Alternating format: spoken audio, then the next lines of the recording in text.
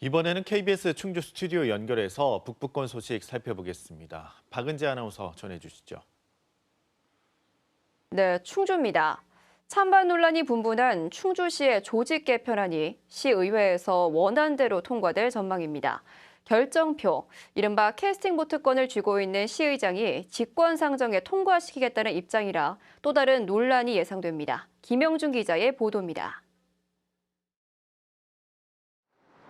충주시가 마련한 조직 개편안은 구국 47과에서 11국 50과로 2개국 3개과를 늘리겠다는 겁니다.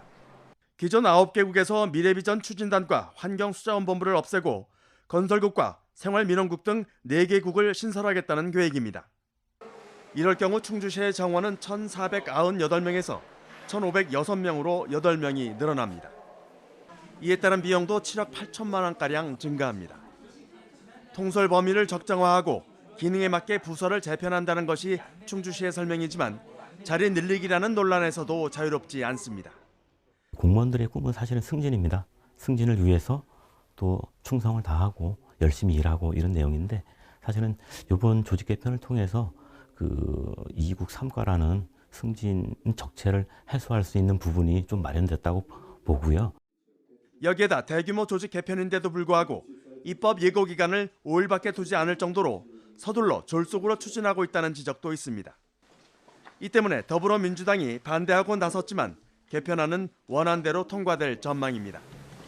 상임위원회의 논의 결과와 상관없이 오는 25일 2차 본회의에서 김나구 의장이 직권상정을 통해 통과시키겠다는 방침이기 때문입니다.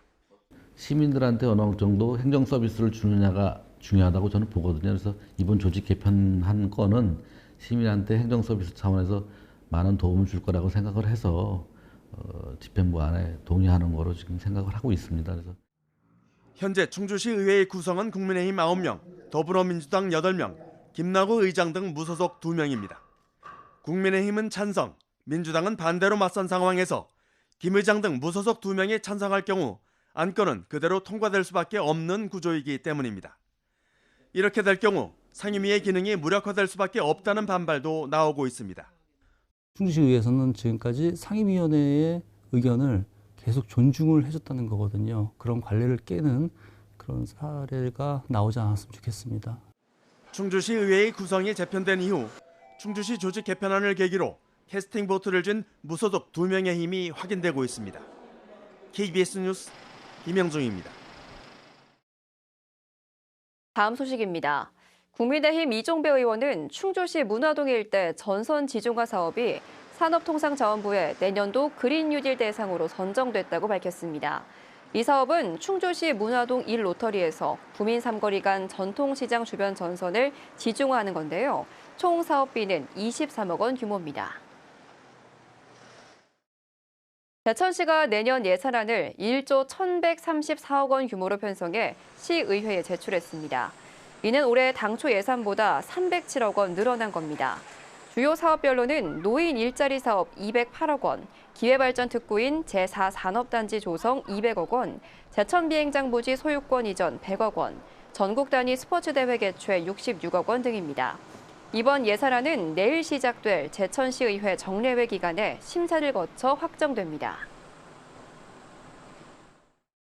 음성군이 다자녀 가구에 쓰레기 종량제 봉투를 무상으로 제공합니다. 지급 대상은 음성군에 주소를 둔 자녀가 2명 이상인 가구 가운데 12세 미만의 자녀가 1명 이상인 곳으로 약 3천 가구로 추산되는데요. 음성군은 매달 20리터짜리 종량제 봉투를 6장씩 지원할 예정입니다. 지원받으려면 신분증을 가지고 읍면 행정복지센터를 방문해 신청하면 됩니다. 단양군이 오는 29일까지 지역 화폐인 단양사랑 상품권 부정 유통을 단속합니다. 단속 대상은 상품권 가맹점 1,140여 곳인데요.